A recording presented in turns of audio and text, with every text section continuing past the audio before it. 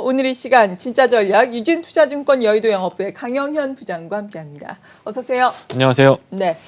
일단은 최근에 자금 시장을 보자면은 채권, 주식 시장 혹은 앞서서 말씀드린 것처럼 주식 시장 내 채권별로 약간의 로테이션이랄까요? 조금 다른 흐름이 나타나는 것 같아요. 어느 정도 수준이라고 평가를 하세요? 네, 지수만 딱 봐도 네. 나스닥은 힘을 못 쓰고 있고 그렇죠. 다우존스라든가 S&P는 좀 올라가고 있는 그런 상황입니다. 10년물 국채금리 1.6% 허들에서 딱 걸리면서 다시 조정 주면서 시장이 안도하면서 나스닥 지수가 4% 올라갔습니다. 지난주에 우리가 확실하게 확인했던 건 10년물 국채금리 급하게 올라가기 시작하면 나스닥은 조금 어렵다라는 걸 분명히 확인한 거고 네. 그 뒤안길로 가보면 다우라든가 S&P라든가 하는 부분에서 전통산업 부분, 건설, 그다음에 은행, 증권 이런 것들의 주가는 상당폭 큰 폭으로 상승을 했다라고 하는 겁니다. 이번 주 수요일 날 17일 오후 1시, 미국 시간 오후 1시입니다. 월스트리트 이제 점심 먹고 나서 이제 나른한 시간에 이제 파월 의장 나와서 얘기하기 시작합니다. 경제 전망 어떻게 될 거고 우리 어떻게 할 거니까 그거에 대해서 대비하라고 어드레스를 하는데 정신이 번쩍 드는 얘기를 할지 아니면 그냥 그 전에 했던 것처럼 그냥 넘어갈지에 대해서 생각을 해봐야 되는데 지난 금요일 날 10년물 국채금리가 1.6%로 상승을 하면서 끝난 것을 보니까 전반적으로 앞으로 이번 주의 시장이 어떻게 될지에 대해서 대충 짐작은 간다라고 하는 겁니다. 월스트리트에서 지금 예상하고 있는 거 두 가지 내놔라 하고 시비를 하고 있는 것들 중에 두 가지가 뭐냐면 하나는 오퍼레이션 트위스트라고 하는 거.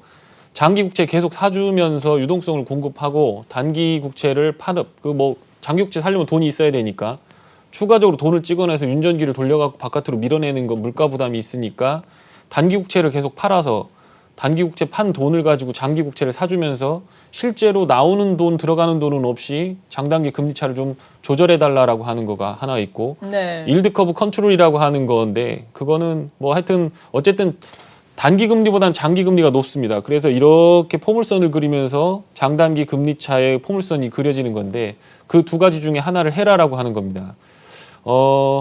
오퍼레이션 트위스트 말고 일드 커브 컨트롤 같은 거는 지금 상황에는 안 맞는 것 같다는 게 제 생각입니다. 일드 커브 컨트롤은 이게 단기 금리가 올라가고 장기 금리가 내려가는 겁니다.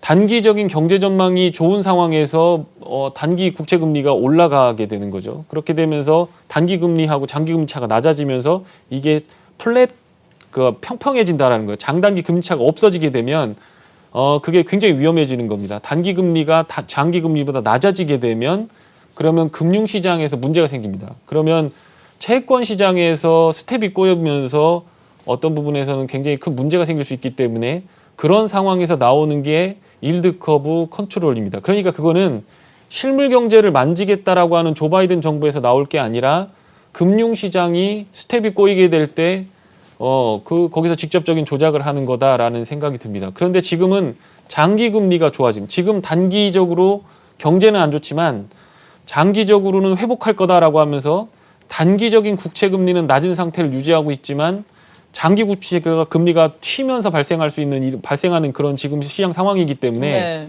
이거를 갖다가 일드 커브 컨트롤을 한다? 이거는 앞뒤가 맞지 않다라고 하는 부분이고 그러면 나올 게 오퍼레이션 트위스트밖에 없는데 굳이 지금 입장에서 오퍼레이션 트위스트를 해서 장기 금리, 국채 금리를 낮춰야 된다라고 하면 그걸 통해서 얻을 수 있는 이득이 뭔지를 봐야 되는 겁니다. 그런데 결국에는 10년물 국채 금리를 갖다가 함수에 집어넣어서 반영할 수 있는 섹터가 어디냐라고 하는 거. 보험사들, 장기 국채 금리 낮아지는 게 좋다라고 하는 거. 투자하는 부분에 있어서 채권 올라가니까 좋다라고 하는 거. 그 다음에 부동산 투자하는 거. 모기지 금리 싸면 부동산이 막 활방이 되니까 좋다라고 하는 거. 그리고 기업들의 설비 투자. 장기적으로 10년물 국채에다 플러스 알파 해갖고 돈 끌어다 내부 수익률 계산을 해서 기업들 투자를 하는 상황인데 내부 수익률에 10년물 국채가 들어가니까 그게 낮아지면 좋다라고 하는 건데 기업 실적에 영향을 미치거나 부동산에 영향을 줄 만한 그런 수익률이 아니기 때문에 당분간 2%, 2.5%까지는 그냥 놔둘 가능성이 있다라고 하는 거고 그것마저 지금 내밀어 버리면 다음번에는 할 수 있는 수단이 없다라고 하는 거. 그래서 이번에는 그냥 별거 없이 무난하게 넘어갈 가능성이 있겠다라는 게 생각입니다. 네, 그런데 이렇게 말씀하신 것처럼 뭐 오퍼레이션 트위스트라든지 이런 정책이 없이 무난하게 넘어간다면 시장이 실망감에 출렁이진 않을까요? 출렁일 가능성이 상당히 예. 높아 보이고요. 그래서 저희들이 어떻게 대비를 해야 될지 제가 차트를 한번 가져왔습니다. 요게 지금 보이시는 채권이 채권, 은행주, 건설주, 나스닥 이렇게 되는 겁니다. 여기 지금 분홍색으로 표시가 된 요 부분이 나스닥 차트입니다. 그리고 여기에 봉 차트로 이렇게 올라온 게 10년물 국채 수익률입니다. 네. 그리고 여기 지금 하늘색하고 보라색으로 얇은 실선으로 표시된 거는 위에 거는 캐터필러라고 하는 중장비 업체입니다. 그러니까 실물 경제가 움직이게 되면 야가 움직이거든요. 많이 올라왔네요. 예, 많이 올라왔습니다. 그리고 JP모건 밑에 있는 하늘색은 JP모건입니다. 은행주죠. 은행주의 대표격이고 IB 글로벌 IB라고 볼 수 있는 애들입니다. 그러니까 10년물 국채금리가 트기 시작하니까 실물 경제를 대변하는 캐터필러라든가 은행주들이 튀기 시작하는데 나스닥은 빠진다라는 겁니다. 그거를 지난주, 지지난주 한 달 동안 계속 확인을 했다라는 겁니다. 만약에 오퍼레이션 트위스트라든가 일드 커브 컨트롤에 대해서 장기 국채 금리에 대해서 용인하는 나 그거 손 안 댈 건데 라고 얘기하는 순간 여기 있는 맨 밑에 있는 이 선인 10년물 국채 본드가 수익률이 튀게 될 가능성이 있죠. 채권 가격이 빠진다라는 겁니다. 그렇게 되면 나스닥은 조금 더 조정을 받을 가능성이 있고 기존에 있었던 전통 산업들이 올라갈 가능성이 있어 보인다라고 하는 겁니다. 지금 항공 부분에 있어서도 지금 제일 체크를 많이 하는 게 미국의 운송지수, 다우 운송지수와 항공 관련된 지표입니다. 그런데 지금 그 팬데믹 터진 이후로 최고치를 경신하고 있고 5월 1일까지 대통령이 나서서 전 국민 백신 다 맞게 할 거다라고 공언을 했습니다. 이게 부자 나라가 뭔지 보여주겠다라고 하면서 지금 백신 개발 5년 내에 안 된다라고 하는데 그냥 1년 반, 2년 만에 그냥 개발해버리고 전 국민한테 그냥 무상으로 배포를 하고 있고 국민들이 이거 돈이 없어서 실업이 난다고 하니까 그거 다 그냥 돈 찍어서 갖다 맞고 있는 그런 상황입니다. 여기서 지금 우리가 걱정해야 될 거는 영양실조나 기아로 인해서 굶어 죽는 걸 걱정해야 될 게 아니라 당뇨를 걱정해야 되는 거죠. 이거는 당뇨요? 말 뉴트리션이 아니라 다이어비디. 그러니까 너무 부영양화. 그러니까 유동성을 계속 너무 밀어내는 상황에서 여기서 또 예. 인젝션을 주게 되면 이 경제가 그거를 충분히 소화시켜서 밖으로 배출해내는 그런 시스템의 붕괴가 일어나고 그렇게 되면 신장부터 시작해서 순환기죠. 내분기 계통에 문제가 생긴다라고 하는 거. 그러니까 자율시장 경제 자체의 시스템이 붕괴되는 거. 그거에 대한 우려를 할 가능성이 상당히 높아졌습니다. 그러니까 10년물 국채금리 여기서 조금 더 튀어서 2% 올라가도 버틸 수 있을 거야라고 생각을 하고 그리고 나서 어떤 소득 증가라든가 대통령이 이제 경기 부양을 하는 인프라 쪽으로 움직이면서 그때 돼서 장기 국채 금리 너무 높아가지고 인프라 투자 못할 거니까 이것 좀 해결해라라고 하면 그때부터 오퍼레이션 트위스트를 할 가능성이 있다. 그러니까 이번에는 그냥 넘어갈 가능성이 있기 때문에 그거에 대해서 조금 대비를 하시는 것이 필요하겠다. 이렇게 좀 정리를 해드리면 될 것 같습니다. 네. 그리고 우리 시장 같은 경우에도 변동성이 계속해서 커지고 있는 과정에서 그나마 지난주 목 금요일은 상방으로 변동성이 커졌고 또 네. 3거래일 연속 거래소로 외국인의 비교적 큰 폭의 순매수가 유입이 됐거든요. 네. 이런 흐름이 이어질 수 있을 것인지 어떻게 전망을 하세요? 네. 팔 만큼 팔긴 했는데 그렇죠. 아직 팔아야 될 매수 주체 중에서 크게 영향력은 줄어들고 있습니다만 연기금이 아직 좀 남았습니다. 맞아요. 한 10조 정도 남은 것 같고 그거 지금 차트로 한번 보여드리면 외국인들이 갑자기 양시장 코스닥하고 코스피 양시장에서 2조 원 정도 매수를 했습니다. 2조 원 정도 팔다 2, 3조 원씩 막 팔다가 2조 원 매수를 해보니까 그 체감은 굉장히 컸고 그동안 조정을 보였던 배터리라든가 어떤 중소형주들 중에서도 많이 낙폭이 컸던 좋은 주식들은 반등을 하고 있습니다. 연기금은 이렇게 계속 물량을 뱉어내고 있는 상황인데 코스닥에서는 살짝 매수를 보였고 연기금 매수 형태를 보니까 이 사람들이 주가 빠지라고 하방 베팅을 하는 게 아닙니다. 왜냐하면 만약에 그런 하방 베팅이었다라고 하면 인버스를 잔뜩 사놨을 겁니다. 그런데 인버스는 매수가 없습니다. 그러니까 결론적으로 봤을 때 비중 자체가 너무 높아졌기 때문에 그거를 계속 줄이고 있는 상황이기 때문에 앞으로도 계속될 가능성이 있고 주변에 물어보니까 연금은 운용하기 위해서 운용위원회가 열려 있답니다. 거기서 네. 일정한 비중을 정해놨으면 그건 룰이기 때문에 여기 있는 매니저들이 여론이 나빠졌다고 해서 이거를 팔고 사고 이렇게 움직일 수 있는 게 아니라 그 규정대로 딱 세팅된 상태에서 움직이는 거기 때문에 그거에 대해서는 우리가 생각을 하고 있어야 된다라는 거고요. 환율이 튀기 시작하면 이게 어떤 면에서는 외국인들은 계속 팔 가능성, 다른 말로 얘기하면 미국 국채 금리가 상승하면서 달러 강세가 나타나기 시작하면 우리나라 원화 환율이 올라가기 시작하고 그러면 외국인은 또 거기다 대고 집어던질 가능성이 있다라는 거고, 그렇기 때문에 단기적으로 외국인이 방향성을 턴하기는 했지만 일정 수준 이상 넘어가면 비중을 또 줄이기 위해서 매도가 나올 가능성이 있기 때문에 너무 멀리 보지 마시고, 다만 외국인과 연기금이 전체적인 비중은 줄이면서도 사는 섹터들이 있기 때문에 그 섹터에 초점을 맞추셔갖고 매매를 해보시면 큰 무리는 없을 것 같다는 생각이 듭니다.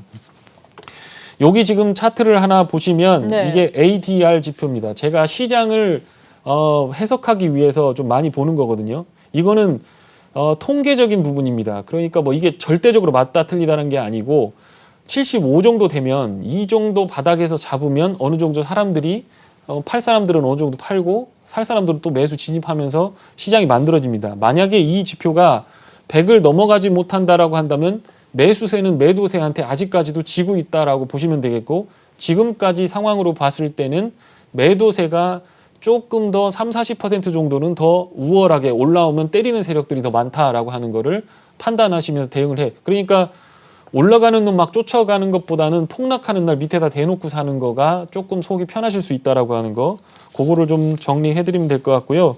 일정한 레인지에서 계속 박스권을 그리면서 변동을 하는 과정에서 주도 섹터가 변하고 있기 때문에 기존에 자기가 가지고 있었던 컨셉으로 성장주라든가 주도주를 계속 보면서 그놈만 매매를 하시다 보면 이쪽 뒤안길에서는 주가를 끌어올리는 종목들이 많이 나타나고 있기 때문에 그쪽을 한번 노려보시면서 대응을 해보시면 될 것 같다. 이렇게 정리해드리면 될 것 같습니다. 네, 주도주 섹터가 변하고 있다라고 말씀을 해주셨는데 앞서서 미국 증시를 보면서도 대표적인 종목들 캐터필라 또 JP 모건 말씀해 주셨듯이 우리나라에서도 금리 상승이 이어지면서 이 금융주들 오름세가 나타나고 있습니다. 지난주에 소개를 해주신 종목이 KB금융이 되겠는데 목요일에 52주 최고가를 경신하고 금요일에 다소 조정을 받았어요. 그리고 네. 다른 종목 하이트진로 같은 경우에도 잘 올라오고 있는 상황인데 네. 이러한 금융주는 계속해서 홀딩의 전략으로 가지고 가도 될까요? 네, 홀딩도 좋지만 더 네. 사셔도 될 것 같다는 생각이 듭니다. 그래요, 지금도? 이게 예. 생각을 해보시면 우리가 금리가 비쌀 때나 이런 경기가 안 좋을 때는 뭐 1억 정도 그냥 대출 받아서 씁니다. 뭐 1%니까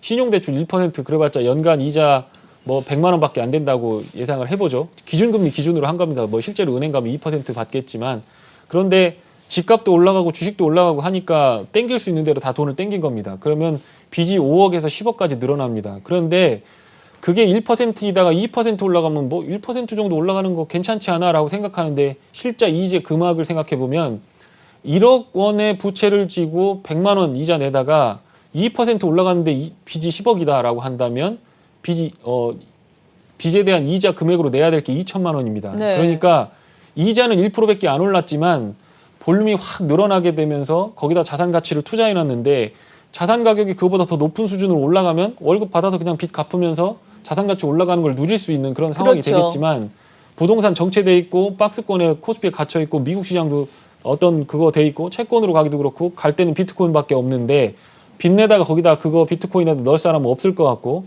그렇게 본다라고 하면 지금 입장에서는 자연적으로 어떤 이자율에 의한 축소가 나타날 가능성이 있습니다. 그렇기 때문에 이자가 상승하게 되면 그거 반대로 뒤집어 보면 그렇게 이자 내는 것들 전부 은행으로 들어가는 겁니다. 그래서 은행, 보험, 증권 이런 쪽에 있는 그쪽 섹터는 당분간 한번 상승 추세를 잡았던 금리 이 수준 때문에 굉장히 수혜를 받을 업종이 될 가능성이 있고, 지수 빠지면 충분히 산화도 괜찮을 가능성이 있다라고 하는 게 제 생각입니다.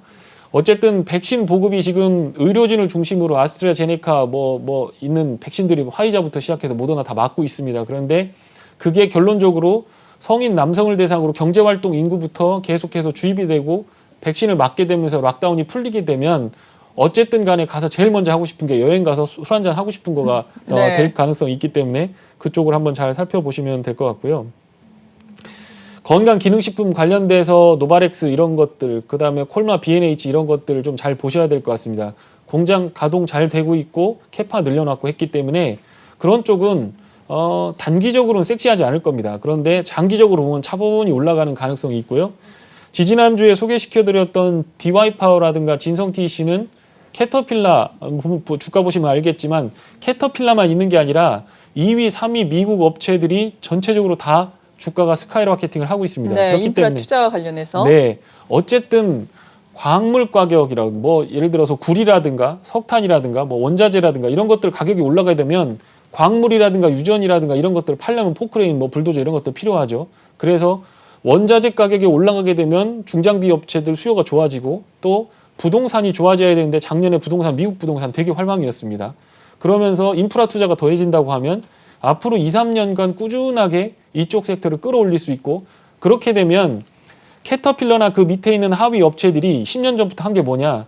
이거 부품은 한국산 갖다 쓰자. 우리가 자기들이 부품 자체 조달하면 비싸니까 네. 잘 만드는 한국 거 갖다가 조립해갖고 자기들이 납품하자라고 하면서 일관 생산체제를 그렇게 갖고 간 겁니다. 그러니까 걔들 주가가 높아지고 걔들이 실적이 좋아지게 되면 이쪽에 있는 한국 업체는 1, 2년 있다가 좋아질 수밖에 없는 상황이니까 DY파워라든가 진성TEC, 뭐 대창단조부터 시작해서 흥국 이런 업체들 바스켓으로 다 담아놓고 길게 끌고 가셔도 큰 문제 없을 것 같다는 생각이 들고요. 그게 아니다. 나는 그냥 뭐 우리 거 사고 싶다 그러면 현대중공업, 두산인프라코 사시면 될 것 같고 만약에 이제 뉴욕이라든가 대도심이나 이런데 그러니까 인프라 투자가 대도심부터 시작한다라고 하면 큰 기중기 뭐 큰 포크레인이 들어가는 게 아니라 조그만 포크레인들이 상하수도 파고 거기다가 매설하고 통신선 깔고 하는 부분들이 필요하기 때문에 그런 것들은 두산 밥켓 이런 것들이 지분관계 정리가 되고 깔끔해지면 탈탈 털어서 주가 올릴 가능성이 있기 때문에 한번 보시면 될 것 같고요.